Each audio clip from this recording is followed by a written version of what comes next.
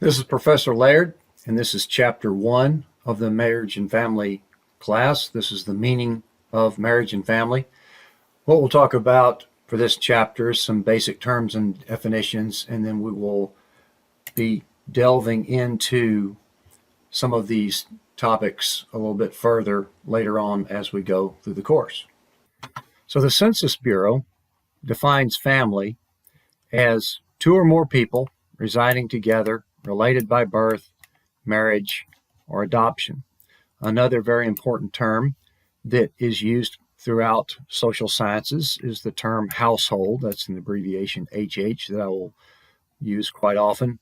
This is all the people who occupy a particular housing unit. And then perhaps a more contemporary or inclusive definition of family in today's world, as we'll see quite a bit of alternative families and varieties out there in the world.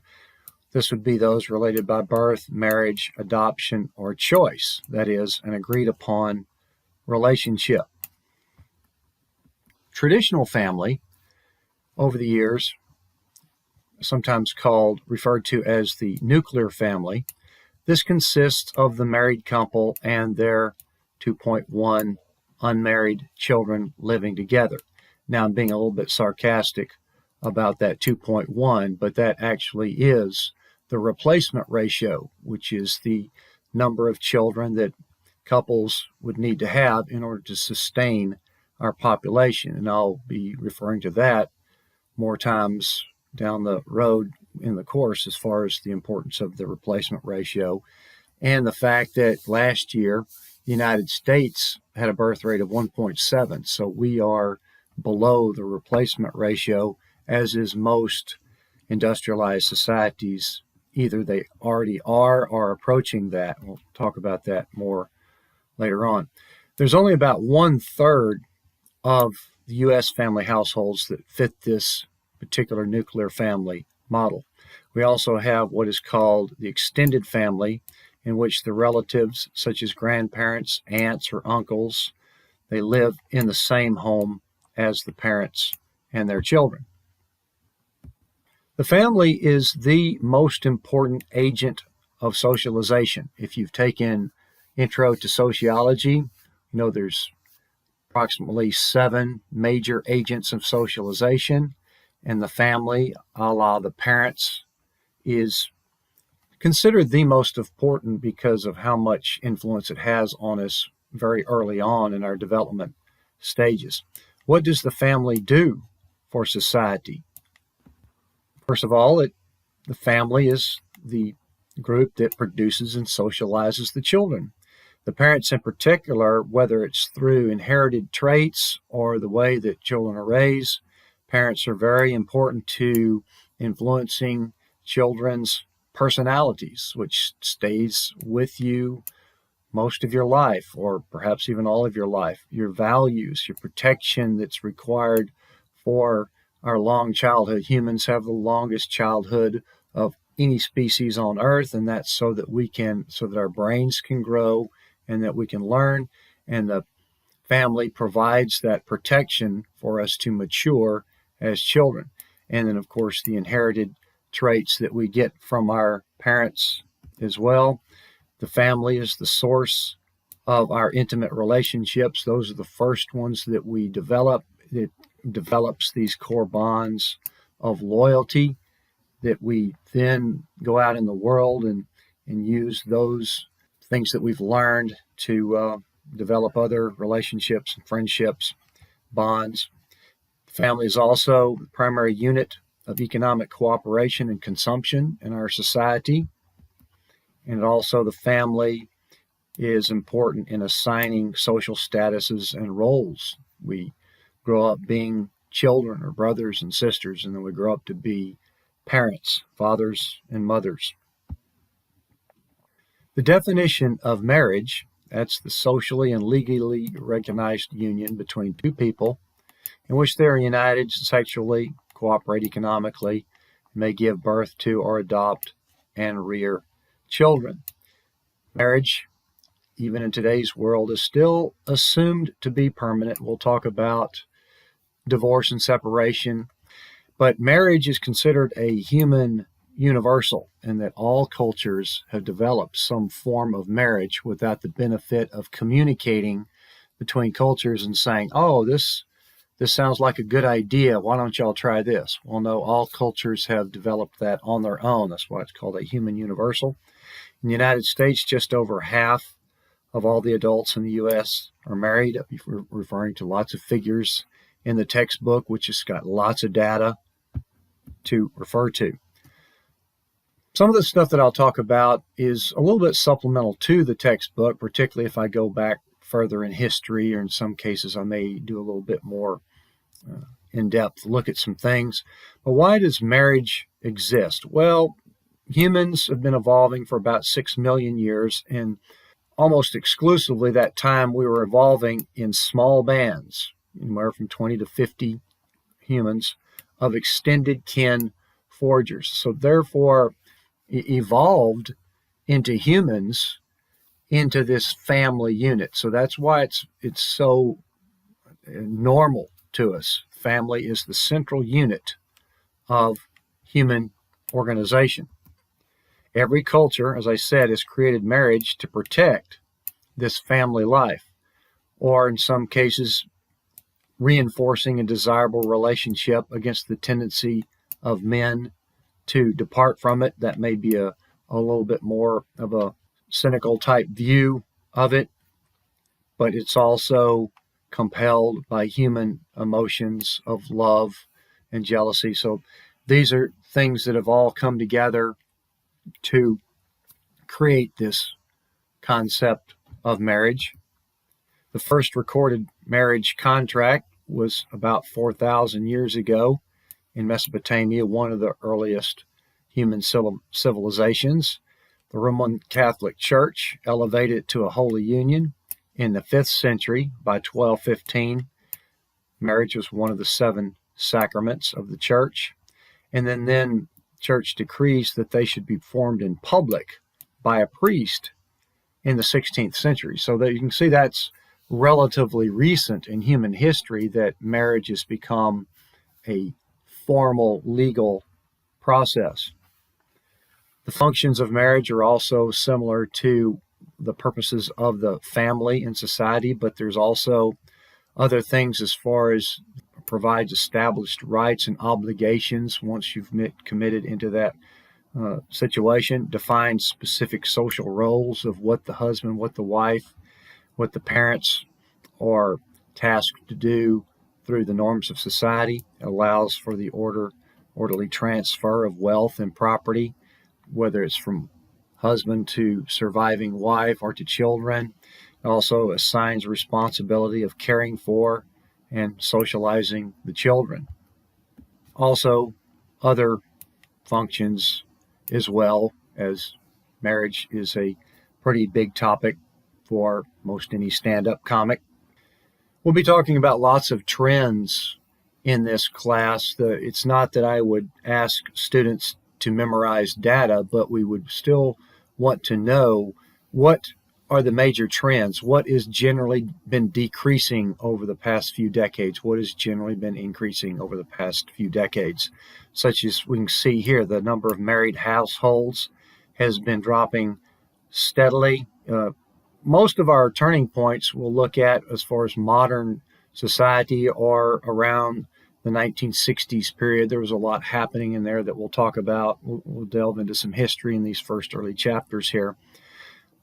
Let's see, the married households has been declining steadily, while the non-family households, those are the cohabitating couples, they have been steadily increasing, as well as other types of households have been increasing over that time. So those couple of general trends that have been fairly consistent over the past few decades. Some other terms that we would need to know: monogamy, that's where the individual has only one partner. In the case of marriage, obviously marrying only one person. In the modern world, since we do have a divorce rate that's probably around 45%, serial monogamy is another way to explain this, that we only have one partner at a time. Polygamy is where a person has several spouses at a time. This is not very common in the United States. It's actually illegal, but it is tolerated in a few areas. We'll touch on some of that a little bit more detail later. But polygamy, even over the worldwide, has declined steadily over the 20th century as states around the world develop and modernize. It becomes more of the norm. There's about 5 countries in Africa where about 20% of the men have polygamous marriages. And as far as women having more than one husband, that is extremely rare. There is a small group of people in the Himalayan Tibet region where women have typically married brothers of a family. They live on very mountainous, rugged terrain and try to farm along the terraced hillsides. So it's very, laborious type work. So it seems to be more practical for a family to have more than one husband working the land. So that's very rare. Kinship is a term, part of what bound humanity together for several million years while we were becoming human. It's a culturally learned process of who our kinfolk are, in addition to being biological. We have kin by blood and kin by marriage. It also provides continuity between generations and certain obligations in aiding people who are members of your family, are part of your kin. That varies from culture to culture. Patriarchy is where the male dominates the family. That is still somewhat of a norm in the United States. It's in most societies, it's the norm where the male dominates the family. That has been shifting, changing quite significantly. We'll get into some of those as well. Now, this patriarchy translates to society, because every society in the world is patriarchal, which means it's male-dominated society. We'll explain more on that. When we look at the strength of kinship, this is something that we are not only kind of inherited from as far as human traits go, as far as being bound to your kinship, but we're also socialized in certain obligations to our kin. This is a comment explaining the culture of corruption in Spain. Now, that doesn't mean all of Spain is corrupt, but higher levels of corruption in some countries than other. And one of the reasons that people have not yet embraced loyalty to the nation as an ethos. People are still more loyal to their family, to their clan, and then beyond that, to the tribe. We're very much a groupish species, and that's kind of inherent to us. Quote here, the social framework for our actions is always the gang, the group, the family. Also, the seeds of conflict are born in our kin. The most obvious human tragedy comes from the difference between our feelings toward our kin and our feelings toward non-kin. One of the deepest divisions in the world prevents us from putting more and more people into our moral circle of reciprocity, I guess you could say. Here are some of the trends over the past few decades, cultural changes. Now, most of what we talk about in this class will be focusing on the United States. We will see some cross-cultural, cross-country comparisons from time to time. But in general, we've been seeing a rise in cohabitation, people living together without being married, increase in never marrieds, even though they may intend to get married further on down the road, as well as an increase in formerly married, a la divorced. More dual earner households. There's also more single parent households. We've also seen the legalization of same-sex marriage just in the last few years, so the increase in same-sex marriages. So those are the general upward trends that we'll be hitting on from time to time during the class. There's also been an increasingly longer delay in marriage. Back in 1966 in the United States, men were less than 23 years old on average for their first marriage. women less than 21 years of age at the time of their first marriage. Now look at it now in the United States. For men, it's around 29. For women, and these numbers have been updated a little bit, women, it's at 27. So that's a pretty significant increase in this period of time as far as delaying marriage. Now, there's things that having to do with that. For example, more women going to college, more pursuit of trying to get more economic stability because we've had more economic volatility since that period. We'll get into descriptions and details later on. Here's some more charts and graphs. You can see as far as two parents in first marriage, quite a bit of decline there. In 1960, 73%, whereas just in the last 5 years or so, less than 50%. Down here on this side of the chart, one of the biggest increases is with single parents. As I've said, 9% of children were in single-parent households in 1960, 26% in the mid-2000 teens there. And these numbers, as they get updated, are still increasing. Now, they are in some cases showing to be kind of slowing down or leveling off. We'll get into some of that. Here's the never married adults, and there's a little bit of a growing gap there between men and women as well. But the main thing is that, yes, there is an increasing trend, most significantly since the 1960s, in those who have never been married at any given time. Again, that does not mean that they will never ever get married or they don't plan on getting married. It's just the number of people that are never married at that time has increased. And just a few years ago, we actually crossed the threshold in America where there's more people living in the United States who are not married as opposed to being married. And of course, that includes never marrieds and divorced and cohabitating altogether. So we've already crossed that threshold. Big however, even in the United States, there's strong norms as far as marriage, very strong institution. 80% of Americans over 25 have been married. It still tends to be the ultimate goal in a relationship to get married, the somewhat of the gold standard of a relationship. Endogamy, marrying within your own kind. This is typically within your own ethnic identity group for the most part. And then we've also got some similarities as far as age, range, and education, some of those characteristics. There's also a very strong norm in all societies, another human universal, of the incest taboo. There's a norm of marrying outside the nuclear family. 25 states actually prohibit marriage between first cousins. But one thing I always like to mention here is that, good news, guys, that means there's 25 states that do allow marriage between first cousins. Being a little sarcastic there, but I do think New Jersey and New York are two of those states that do allow it. So there's multiple perceptions and viewpoints of marriage and family, and we'll touch on these as we go.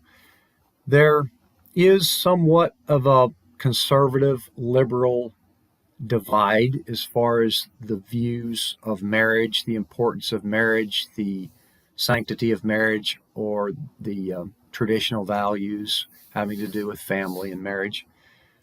The religious mindset typically aligns with the conservative side of politics, and they, not surprisingly, hold more traditional views, because one of the practical definitions of conservative is that someone who's a little bit more resistant to change and is a little bit more preferable towards traditional values and the traditional norms of society that had been developing for a long time that kind of got us to where we are now.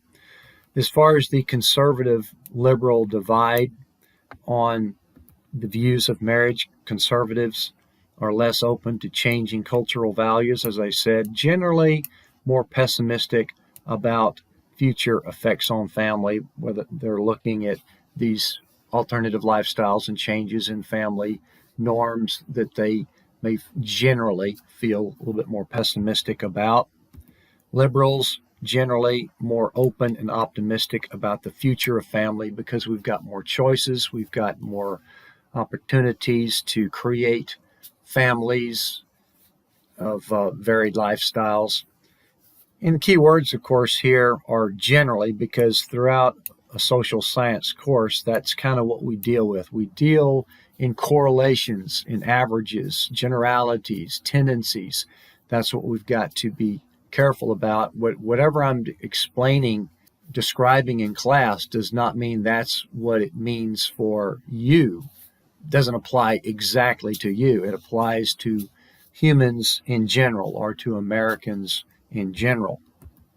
As far as scientists that are studying the family, here's an example of some differing theories, and these are kind of at the heart of the course when we look at the impacts of divorce, separation, domestic violence, alternative families, step families, this wide variety of options in living in family relationships. Despite divorce, the vast majority of children develop into reasonably competent individuals. And it is the quality of the relationship between the divorced parents that has an important long-term impact. Another viewpoint, not necessarily contrasting, but just looking at a different aspect here, divorce increases the risk of interpersonal problems in children. So what's interesting as far as long-term studies goes, both of those comments are accurate for the most part as far as what we know from scientific studies.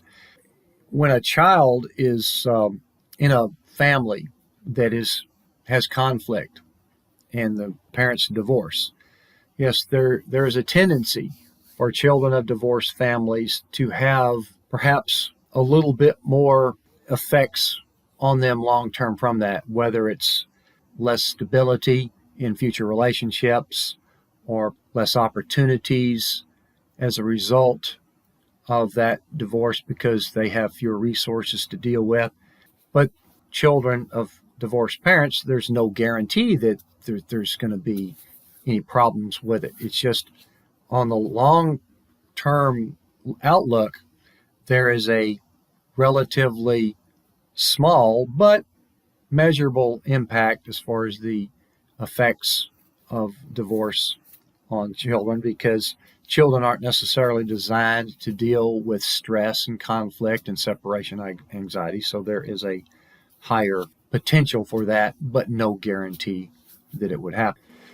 So that is chapter 1 in our marriage and family class, talking about some general terms and definitions of the family and the marriage, as well as introducing some of the trends that we'll be looking at in more depth as we go through the class. So stay tuned for the discussion forum